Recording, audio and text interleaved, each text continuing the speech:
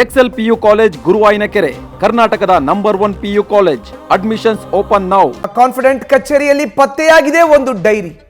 ನಿನ್ನೆ ಕಚೇರಿಯಲ್ಲಿ ಒಂದು ಡೈರಿ ಪತ್ತೆಯಾಗಿದೆ. ಕಾನ್ಫಿಡೆಂಟ್ ಕಚೇರಿ ಬೆಂಗಳೂರಿನಲ್ಲಿ ಇದೆಯಲ್ಲ, ಏನು ಆತ್ಮಹತ್ಯೆ ಮಾಡ್ಕೊಂಡಿದ್ದಾರಲ್ಲ ಸಿದ್ದರಾಮಯ್ಯ ಅವರು, ಆ ಕಚೇರಿಯಲ್ಲಿ ಒಂದು ಡೈರಿ ಕೂಡ ಪತ್ತೆಯಾಗಿದೆ. ಕಾನ್ಫಿಡೆಂಟ್ ಕಚೇರಿಯಲ್ಲಿ ಇದ್ದಂಥ ಡೈರಿ ಈಗ ಪೊಲೀಸರ ವಶಕ್ಕೆ ಹೋಗಿದೆ. ನಿನ್ನೆ ರಾತ್ರಿಯೇ ಡೈರಿಯನ್ನು ವಶಕ್ಕೆ ಪಡೆದಿದ್ದಾರೆ ಪೊಲೀಸರು. ಡೈರಿಯಲ್ಲಿ ಇರೋ ಅಂಥ ವಿಷಯಗಳ ಬಗ್ಗೆಯೂ ಕೂಡ ಪರಿಶೀಲನೆ ಆರಂಭ ಆಗಿದೆ. ವೆರಿ ಇಂಪಾರ್ಟೆಂಟ್ ಎವಿಡೆನ್ಸ್ ಡಾಕ್ಯುಮೆಂಟ್, ಸಾಕ್ಷಿ ಇದು. ಕಾರಣ ಏನು ಅಂತ ಹೇಳಿದ್ರೆ, ಡೈರಿ ಕೆಲವರು ಬರೆಯುವಂಥ ಅಭ್ಯಾಸವನ್ನು ಇಟ್ಕೊಂಡಿರ್ತಾರೆ. ಡೈರಿಯಲ್ಲಿ ಕೆಲವು ಮಹತ್ವದ ಅಂಶಗಳನ್ನು ಉಲ್ಲೇಖಿಸಿರ್ತಾರೆ. ಯಾರೂ ಕೂಡ ಆ ಡೈರಿ ನೋಡೋ ಹಾಗೆ ಇರೋಲ್ಲ, ಅದನ್ನು ಬಹಳ ರಹಸ್ಯವಾಗಿ ಇಟ್ಟಿರ್ತಾರೆ. ಅದೇ ರೀತಿ ಬೆಂಗಳೂರಿನ ಕಾನ್ಫಿಡೆಂಟ್ ಕಚೇರಿ ಏನಿದೆ ಅಲ್ಲಿ ಒಂದು ಡೈರಿ ಸಿಕ್ಕಿದೆ. ಅದನ್ನು ರಾತ್ರಿನೇ ಪೊಲೀಸರು ವಶಪಡಿಸ್ಕೊಂಡಿದ್ದಾರೆ. ಡೆತ್ ನೋಟ್ ಕೂಡ ಇದೆ. ಡೆತ್ ನೋಟ್ ಬಗ್ಗೆ ಈಗ ಒಂದಷ್ಟು ಮಾಹಿತಿ ಲಭ್ಯ ಆಗಿದೆ. ಬಟ್ ಕಚೇರಿನಲ್ಲಿ ಒಂದು ಡೈರಿ ಇತ್ತು, ಆ ಡೈರಿಯನ್ನು ಪೊಲೀಸರು ವಶಕ್ಕೆ ಪಡೆದಿದ್ದಾರೆ. ಡೈರಿಯಲ್ಲಿ ಏನೆಲ್ಲ ವಿಷಯಗಳ ಬಗ್ಗೆ ಸಿದ್ದರಾಮಯ್ಯ ಅವರು ಉಲ್ಲೇಖ ಮಾಡಿದ್ರು, ಅದರ ಬಗ್ಗೆ ಈಗ ಪರಿಶೀಲನೆ ಆಗ್ತಾ ಇದೆ. ಹಲವಾರು ವಿಚಾರಗಳು ಇರಬಹುದು ಅದರಲ್ಲಿ. ಬಿಸ್ನೆಸ್, ಪರ್ಸನಲ್ ಲೈಫ್ ಎಲ್ಲದರ ಬಗ್ಗೆ ಕೂಡ ಹಂಚ್ಕೊಂಡಿರುವಂಥ ಸಾಧ್ಯತೆ ಇದೆ. ಹೆಚ್ಚಿನ ಮಾಹಿತಿ ನೀಡ್ತಾರೆ ನಮ್ಮ ಪ್ರತಿನಿಧಿ ಚಂದ್ರಶೇಖರ್. ಈಗ ನೇರ ಸಂಪರ್ಕಕ್ಕೆ ಜಾಯ್ನ್ ಆಗಿದ್ದಾರೆ. Chandrashekar, very interesting. ನಿನ್ನೆ ಮಧ್ಯಾಹ್ನ ಆತ್ಮಹತ್ಯೆಗೆ ಶರಣಾಗಿರೋ ಅಂತ ಸಿದ್ದರಾಮಯ್ಯ ಅವರ ಬೆಂಗಳೂರಿನ ಕಾನ್ಫಿಡೆಂಟ್ ಕಚೇರಿಯಲ್ಲಿ ಒಂದು ಡೈರಿ ಸಿಕ್ಕಿದೆಯಂತೆ ಪೊಲೀಸರಿಗೆ. ಅದು ನಿನ್ನೆ ರಾತ್ರಿನೇ ಅವರು ವಶಕ್ಕೆ ಪಡೆದುಕೊಂಡಿದ್ದಾರಂತೆ. ಹಾಗಾದರೆ ಇವಾಗ ಡೈರಿಯಲ್ಲಿ ಇರೋ ಅಂಥ ವಿಷಯಗಳು ಏನೆಲ್ಲ ಇರಬಹುದು, ಯಾವ ಆಯಾಮದಲ್ಲಿ ಡೈರಿ ಮೇಲಿನ ತನಿಖೆ ಆರಂಭಿಸ್ತಾರೆ ಪೊಲೀಸರು?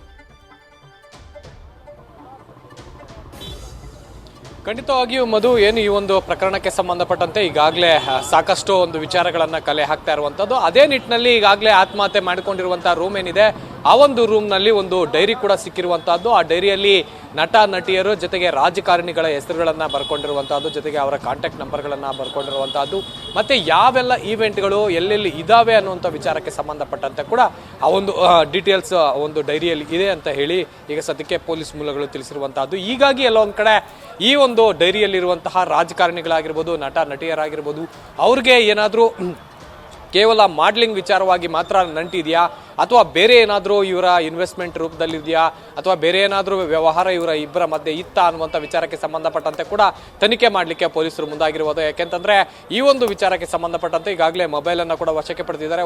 ಮೊಬೈಲನ್ನು ವಶಕ್ಕೆ ಪಡೆದು ಕಳೆದ 3 ತಿಂಗಳಿಂದ ಕೂಡ ಏನು ಸಿದ್ದರಾಮಯ್ಯ ಅವರ ಕಾಲ್ ಡೀಟೇಲ್ಸ್ ಇದೆ, ಆ ಒಂದು ಕಾಲ್ ಡೀಟೇಲ್ಸನ್ನು ಪಡ್ಕೊಂಡು ಯಾರು ಫ್ರೀಕ್ವೆಂಟ್ ಆಗಿ ಕರೆ ಮಾಡ್ತಾ ಇದ್ರು ಅನ್ನುವಂಥ ವಿಚಾರಕ್ಕೆ ಸಂಬಂಧಪಟ್ಟಂತೆ ಕೂಡ ಮಾಹಿತಿ ಕಲೆ ಹಾಕಲಿಕ್ಕೆ ಪೊಲೀಸರು ಮುಂದಾಗಿರುವಂತಹದ್ದು.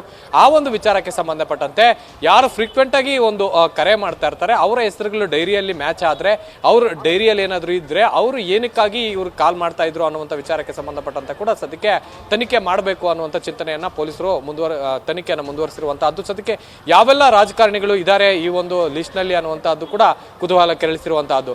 ಮುಖ್ಯವಾಗಿ ಬೆಂಗಳೂರಿನ ಹೃದಯ ಭಾಗದಲ್ಲಿರುವಂತಹ ಕೆಲವು ಶಾಸಕರ ಜೊತೆಗೆ ಮಿನಿಸ್ಟರ್ಗಳು ಕೂಡ ಒಂದು ಈ ಒಂದು ಡೈರಿಯಲ್ಲಿ ಅವರ ನಂಬರ್ ಜೊತೆಗೆ ಅವರ ಡೀಟೇಲ್ಸ್ ಕೂಡ ಇದೆ ಅನ್ನುವಂಥ ವಿಚಾರಕ್ಕೆ ಸಂಬಂಧಪಟ್ಟಂತೆ ಪೊಲೀಸ್ ಮೂಲಗಳು ತಿಳಿಸಿರುವಂತಹದ್ದು. ಅವರನ್ನು ಕೂಡ ಸದ್ಯಕ್ಕೆ ನೋಟಿಸ್ ಕೊಟ್ಟು ಅಥವಾ ಖುದ್ದು ಪೊಲೀಸರ ಅಲ್ಲಿ ಅವರ ಬಳಿ ಹೋಗಿ ವಿಚಾರಣೆ ಮಾಡುವಂತ ಸಾಧ್ಯತೆ ಹೆಚ್ಚಾಗಿರುವಂತಹದ್ದು. ಮಧು, ಚಂದ್ರು, ಇನ್ನು ಆ ಡೈರಿ ಪತ್ತೆಯಾದಂಥ ಹಿನ್ನೆಲೆಯಲ್ಲಿ ಯಾವ ನಟಿಯರ ಜೊತೆ, ಮಾಡೆಲ್ಸ್ ಜೊತೆ ಸಿದ್ದರಾಮಯ್ಯ ಅವರು ಬಹಳ ಆತ್ಮೀಯವಾಗಿ ಇದ್ರು ಅನ್ನೋದ್ರ ಬಗ್ಗೆ ಏನಾದರೂ ಪ್ರಾಥಮಿಕವಾಗಿ ಮಾಹಿತಿ ಸಿಗ್ತಾ ಇದೆಯಾ? ಕಾರಣ ಏನು ಅಂತ ಹೇಳಿದ್ರೆ, ಈಗಾಗಲೇ ಒಂದು ಸ್ಯಾಂಡಲ್ವುಡ್ನ ನಟಿಯ ಜೊತೆ ಅವರು ಬಹಳ ಆತ್ಮೀಯವಾಗಿ ಇದ್ರು, ಸ್ನೇಹದಲ್ಲಿ ಅನ್ನೋ ಒಂದು ವಿಷಯ ಇತ್ತು.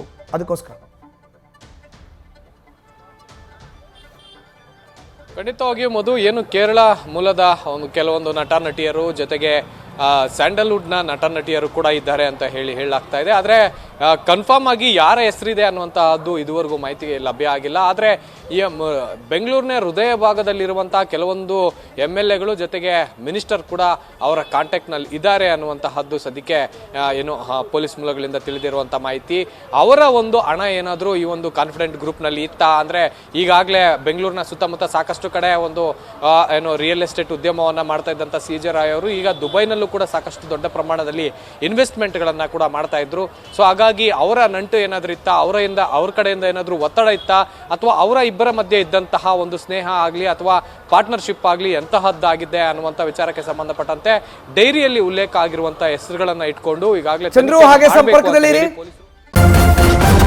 ನ್ಯೂಸ್ ಫಸ್ಟ್ ನಿರ್ಭೀತಿಯಿಂದ ನಿಮ್ಮ ಪರವಾಗಿ.